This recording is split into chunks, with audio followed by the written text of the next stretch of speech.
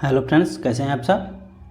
Friends, आज की video में बात करने वाले हम लोग संविधान संशोधन के कुछ सवालों को लेकर आए हैं और इस वीडियो में संविधान के जितने भी सवाल बन रहे हैं आपके परीक्षा से रिलेटेड उसको हम लोग देखने की कोशिश करेंगे। ठीक है दोस्तों, चलिए तो सबसे पहले आप लोग को बता दें कि सबसे पहले ये देखिए चैनल आपका मैथमेटिक 2M, जो कि आप लोग जानते हैं। जो लोग नहीं जानते हैं अगर उस चैनल को सब्सक्राइब कर लीजिए, क्योंकि आप लोगों के लिए बहुत उपयोगी होने वाला है और आपके हर परीक्षा से रिलेटेड या जो भी एजुकेशन से संबंधित हो यहाँ पर सभी जानकारियाँ आपको मिल जाएंगी। ठीक है, इसलिए आप लोग चैनल को सब्सक्राइब कर लें। और ये टेलीग्राम चैनल है जो कि आप लोग यहाँ पर भी ज्वाइन कर सकते हैं। ठीक है, अभी न्यू बना है ये टेलीग्राम, पहले से टेलीग्राम चैनल नहीं था, तो आप लोग यहाँ पर आकर जुड़ सकते हैं और इससे रिलेटेड यानी कि एजुकेशन से रिलेटेड जो भी तथ्य होंगे वो वहाँ पर किए जाएंगे। ठीक है, चलिए तो आप टेलीग्राम चैनल देख रहे हैं, मैथमेटिक बाय मूर्ति है। ठीक है, और यहाँ पर एजुकेशन हो या मोटिवेशन दोनों तरह के वीडियो आपको प्रोवाइड किए जाएंगे, आपको दिए जाएंगे। ठीक है, चैनल को सब्सक्राइब कर लीजिए, वीडियो को लाइक शेयर कर लीजिए और यहाँ पर भी आप फॉलो कर सकते हैं। ठीक है, चलिए बढ़ते हैं आगे और आगे देखते हैं। देखिए आज की वीडियो शुरुआत करेंगे एक मोटिवेशनल कोट के साथ, क्योंकि ये मोटिवेशन आपको ऊर्जावान बनाएगा और आपके लिए ऊर्जा पैदा करेगा ताकि आप चीज़ों को अच्छी तरह से मोटिवेट होकर पढ़ सकें। ठीक है दोस्तों, चलिए नेक्स्ट बढ़ते हैं। चलिए आगे देखिए, मोटिवेशन आज का मोटिवेशन कोट है कि आज का कोट है कि उम्र थका नहीं सकती, ठोकरें गिरा नहीं सकती। उम्र थका नहीं सकती, ठोकरें गिरा नहीं सकती। अगर जिद हो जीतने की तो हार भी हरा नहीं सकती।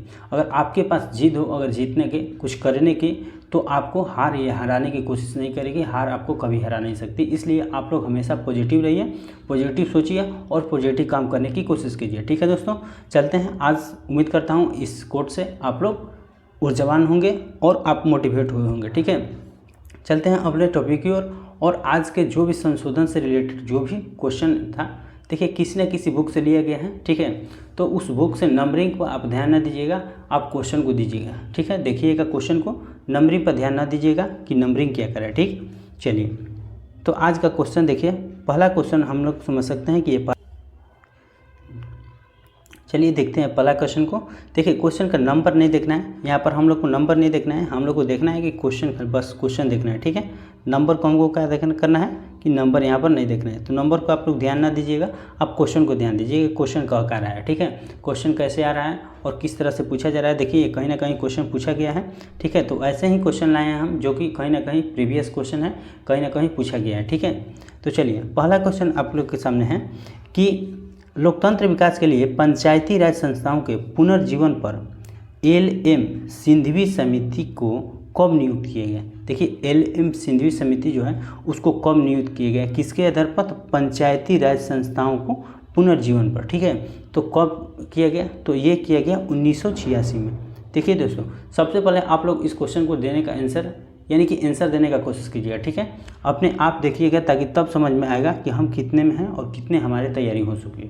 ठीक है, क्योंकि मेरे देने से कोई फ़ायदा है नहीं, हम क्वेश्चन को तो सभी आंसर दे सकते हैं, लेकिन आपको देना होगा ताकि आप अपने क्या होगा कि आप अपने पैटर्न को जांच सकेंगे कि हम कितने तैयारी कर चुके हैं और कितने करने की आवश्यकता है। ठीक है, तो पहला क्वेश्चन क्या हो जाएगा, तो 1986 आंसर हो जाएगा। ठीक है, चलिए नेक्स्ट बढ़ते हैं, अगला क्वेश्चन कर रहे हैं।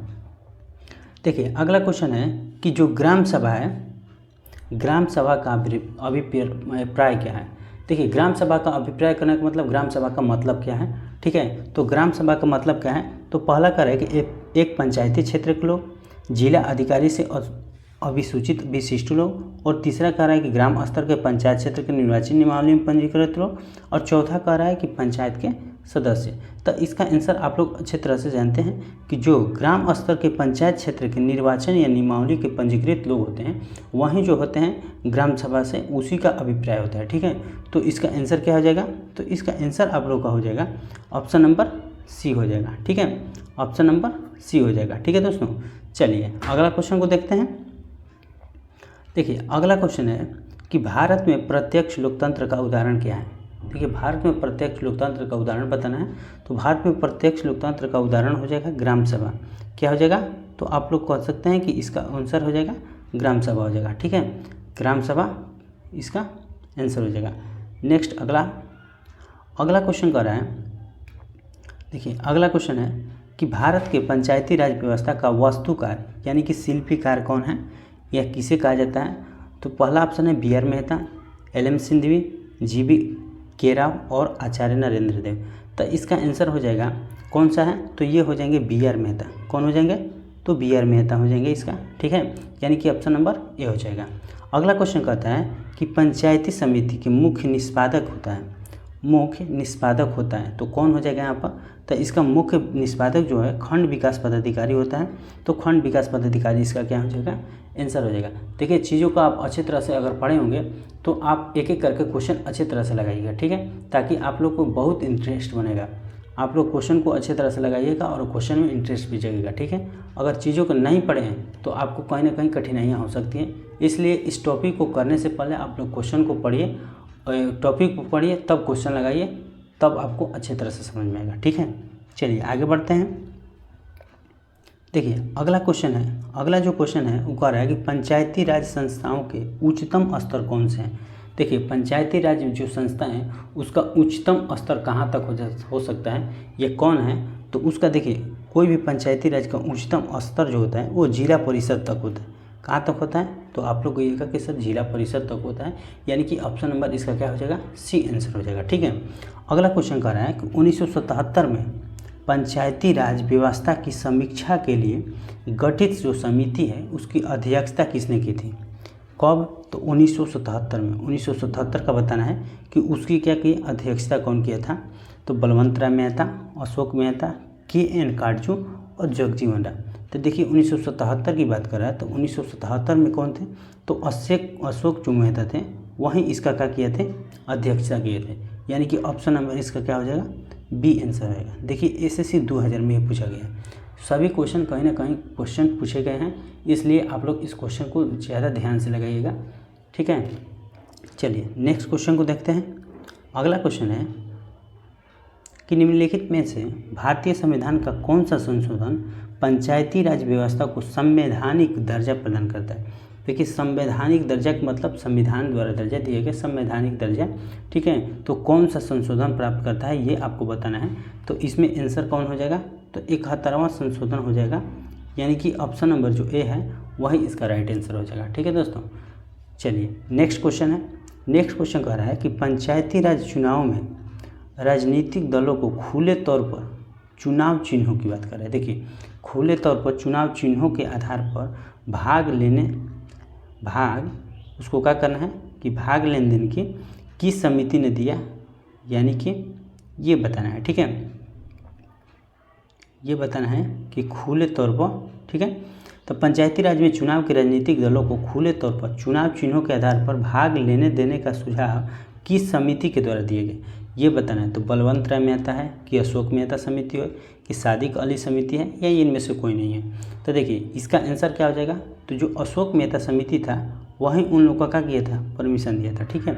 उस समिति में सुझाव देने के लिए सुझाव दिया था कौन? तो अशोक मेहता समिति, ठीक है दोस्तों, यानी कि ऑप्शन नंबर क्या हो जाएगा? बी यहाँ पर आंसर हो जाएगा, ठीक है। चलिए नेक्स्ट बढ़ते हैं, नेक्स्ट क्वेश्चन को देखते हैं। अगला क्वेश्चन कह रहा है कि देखिए अगला क्वेश्चन कह रहा है कि देश में पंचायती राज व्यवस्था, देश में जो पंचायती राज व्यवस्था का आरंभ कर रहा है कि किस समिति के रिपोर्ट के आधार पर किया गया? तो किस समिति के रिपोर्ट के आधार पर किया गया? तो ये जो समिति था वो बलवंत राय मेहता समिति था। कौन सा समिति? तो बलवंत राय मेहता समिति था। ये जो समिति था कौन था? बलवंत राय मेहता समिति, यानी कि ऑप्शन नंबर बी हो जाएगा इसका राइट आंसर। अगला क्वेश्चन कह रहा है कि पंचायती राज संस्थाओं का संगठन 2 स्तर होने का सुझाव। देखिए एक होता है ध्रुव स्तर, एक होता है त्रिस्तर। तो 2 स्तर जैसे ही कह देगा तो 2 स्तर का हो जाएगा अशोक मेहता समिति, अशोक मेहता समिति इसका आंसर हो जाएगा अशोक मेहता समिति, ठीक है, जो 2 स्तर की बात की जाए, ठीक है। चलिए अगला क्वेश्चन देखते हैं। अगला क्वेश्चन है कि निम्नलिखित में से भारतीय संविधान का कौन सा संशोधन पंचायती राज व्यवस्था को संवैधानिक दर्जा प्रदान करता है? देखिए ये क्वेश्चन पीछे हो गया क्योंकि 71वां संविधान संशोधन से ये होगा था, तो इसका राइट आंसर ये हो जाएगा, ठीक है। पंचायती यानी कि अगला क्वेश्चन देखते हैं कि भारतीय संविधान का अनुच्छेद 51 के, देखिए आप लोग अनुच्छेद 51 के 1 देखिएगा, तो अनुच्छेद 51 के 1 में क्या दिए गए, क्या वर्णन किया गया है? यहाँ पर इसको इरेज करते हैं सबसे पहले। चलिए तो कह रहा है कि 51 के ए में नागरिकों के मौलिक कर्तव्य से संबंधित है। किस संविधान संशोधन से इसे लिया गया? तो ये संविधान संशोधन कौन सा संशोधन हुआ था ये बताना है। तो ये कौन सा संविधान संशोधन है? तो ये है 46वां संविधान संशोधन, 46वां संविधान संशोधन है। ठीक है, यानी कि ऑप्शन नंबर इसका ए राइट आंसर हो जाएगा। ठीक है दोस्तों, चलिए नेक्स्ट बढ़ते हैं, अगला क्वेश्चन को देखते हैं। उम्मीद करता हूँ आप लोग अच्छे तरह से इस क्वेश्चन को समझ रहे हैं और आप लोग को अच्छे तरह से इस क्वेश्चन को समझ में कोई कठिनाई नहीं हो रहा है। ठीक है, चलिए अगला क्वेश्चन देख रहे हैं कि निम्नलिखित में से कौन सा संविधान संशोधन अधिनियम गुड्स एंड सर्विस, यानी कि जीएसटी की बात कर रहा है। जीएसटी का फुल फॉर्म होता है गुड्स एंड सर्विस टैक्स। तो कौन सा संविधान संशोधन में हुआ था? 98वां, 99वां और 100वां और 101वां संविधान संशोधन। तो इसका राइट आंसर कौन हो जाएगा? तो 100वां संविधान संशोधन, जो कि 2000 कब हुआ था? तो 15 में इसका हुआ था। ठीक है, तो 100वां संविधान संशोधन 2015 इसका राइट आंसर होगा। अगला क्वेश्चन कर रहा है कि भारत के संविधान के देखिए 44वां संशोधन की बात कर रहा है। 44वां संविधान संशोधन द्वारा निम्नलिखित अधिकार को मौलिक अधिकार की श्रेणी से हटा दिया गया। देखिए किसको मौलिक अधिकार की श्रेणी से हटा दिया गया? देखिए तो इसके क्या, तो इसका आंसर कौन हो जाएगा? तो इसका आंसर हो जाएगा संवैधानिक उपचारों का अधिकार। संवैधानिक उपचारों का अधिकार। ठीक है, इसको मौलिक अधिकारों से क्या किया गया? तो इसको हटा दिया गया। ठीक है, चलिए अगले क्वेश्चन को देखते हैं। अगला क्वेश्चन कर रहे हैं, देखिए संवैधानिक उपचारों का ये यहाँ पर हो गया। अगला क्वेश्चन कर रहे हैं कि संविधान के किस संशोधन द्वारा केंद्रीय मंत्रियों की संख्या लोकसभा के कुल सदस्यों के 15% पर सीमित कर दी गई? यहाँ पर कौन सा संशोधन किया गया और किस संशोधन में इसको सीमित कर दिया गया ये बताना है। तो ये कौन सा संविधान संशोधन हो जाएगा? तो ये हो जाएगा 52वां संविधान संशोधन। ठीक है, 52वां संविधान संशोधन में इसको क्या किया गया? सीमित कर दिया गया। ठीक है दोस्तों, चलिए नेक्स्ट बढ़ते हैं, अगले क्वेश्चन को ये और देखते हैं। अगला क्वेश्चन क्या कर रहा है? अगला क्वेश्चन कर रहा है कि 14 अगस्त 2007 को संसद द्वारा भारतीय संविधान में संशोधन के उपरांत अब अनुसूचित जाति की सूची में जातियों की संख्या कितनी है? देखिए अनुसूचित जाति की सूची में जातियों की संख्या बताना है कि ये कितनी है, तो आप लोग को बताना है। तो इसका राइट आंसर क्या आंसर हो जाएगा? तो इसका राइट आंसर हो जाएगा ऑप्शन नंबर सी, यानी कि 1410। कितना हो जाएगा? 1410 इसका राइट आंसर हो जाएगा। ठीक है दोस्तों, चलिए नेक्स्ट बढ़ते हैं, आगे की ओर देखते हैं। अगला क्वेश्चन कर रहा है कि किस संवैधानिक संशोधन अधिनियम द्वारा गोवा को राज्य का दर्जा दिया गया? देखिए गोवा को राज्य का दर्जा कब दिया गया? तो कौन सा संशोधन में दिया गया? तो ये दिया गया कौन सा? तो ये हो जाएगा 55वां संविधान संशोधन। 55वां में दिया गया गोवा का एक विशेष राज्य का क्या किया गया? दर्जा दे दिया गया। ठीक है दोस्तों, चलिए नेक्स्ट बढ़ते हैं आगे की ओर, अगला क्वेश्चन देखते हैं। अगला क्वेश्चन क्या कर रहा है? अगला देखिए क्वेश्चन है कि निम्नलिखित में से किस एक संवैधानिक संशोधन द्वारा मिजोरम राज्य को राज्य का दर्जा दिया गया? देखिए गोवा हो गया, मिजोरम हो गया, मणिपुर, जो भी राज्य का दर्जा दिया जाएगा किसी न किसी संशोधन में दिया गया होगा। ठीक है, तो संशोधन बताना है कि कौन सा संविधान संशोधन द्वारा किस राज्य का दर्जा दिया गया। ठीक है, चलिए तो इसका आंसर, इसका राइट आंसर क्या हो जाएगा? तो इसका राइट आंसर हो जाएगा 53वां संविधान संशोधन द्वारा मिजोरम को गया। 55वां द्वारा उसको दिया गया गोवा को और 53वां द्वारा किसको दिया गया? तो मिजोरम को दिया गया। ठीक है, चलिए अगले क्वेश्चन की ओर देखते हैं। अगला क्वेश्चन क्या कहता है? देखिए अगला क्वेश्चन कह रहा है कि संविधान के किस संशोधन द्वारा मतदान की आयु, जो हम लोग वोट देते हैं उसकी आयु बताना है कि 21 वर्ष से घटाकर 18 वर्ष कर दिया गया। 21 से घटाकर कितना कर दिया गया? तो 18 कर दिया गया। तो 21 संविधान संशोधन के द्वारा किया गया ये चीज़। तो इस किस संविधान के द्वारा किया गया? तो ये 60वां संविधान संशोधन के द्वारा इसको क्या किया गया? तो 21 से घटाकर क्या किया गया? 18 कर दिया गया। ठीक है, चलिए आगे की ओर बढ़ते हैं, अगले क्वेश्चन को देखते हैं। कह रहा है कि भारत के संविधान का निम्नलिखित में से कौन सा एक संशोधन संघ शासित प्रदेश दिल्ली को राष्ट्रीय राजधानी क्षेत्र में संपरिवर्तित करता है? यानी कि संघ शासित प्रदेश जो था दिल्ली को राष्ट्रीय राजधानी क्षेत्र में संपरिवर्तित करने का श्रेय कौन सा संविधान संशोधन के द्वारा किया गया?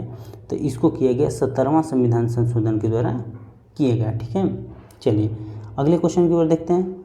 74वें संविधान संशोधन का संबंध निम्नलिखित में से किस संस्था से? यहाँ पर देखिए संविधान संशोधन देकर पूछ दिया गया कि किस संस्था से, ये बताना है। ग्राम पंचायत से है कि नगर पालिका से है कि कृषि उत्पाद बाजार समिति से है कि जिला परिषद से है? ठीक है, तो इसका राइट आंसर क्या हो जाएगा? तो इसका राइट आंसर हो जाएगा कृषि उत्पाद बाजार समिति से इसका संबंध है, कृषि उत्पाद बाजार समिति, यानी कि ऑप्शन नंबर इसका क्या हो जाएगा? Right answer option number C हो जाएगा। ठीक है दोस्तों, चलिए नेक्स्ट बढ़ते हैं। अगला क्वेश्चन कह रहे हैं कि भारतीय संविधान की कौन सी विशेष व्यवस्था दक्षिण अफ्रीका के संविधान से ली गई? देखिए, दक्षिण अफ्रीका के संविधान से बताना है कि कौन से लिया गया, तो ये दक्षिण अफ्रीका के संविधान से लिया गया मूल अधिकार को लिया गया। ठीक है, चलिए अगले क्वेश्चन की ओर बढ़ते हैं। अगला क्वेश्चन कह रहा है कि भारतीय संविधान में संशोधन होता है, तो भारतीय संविधान में संशोधन होता है किस धारा के अनुसार? ये धारा यहाँ पर बताना है कि किस धारा के अनुसार होता है। तो धारा 368 के अनुसार इसमें क्या होता है? संशोधन होता है। तो किस धारा के अनुसार? तो धारा 368 यहाँ पर राइट आंसर हो जाएगा।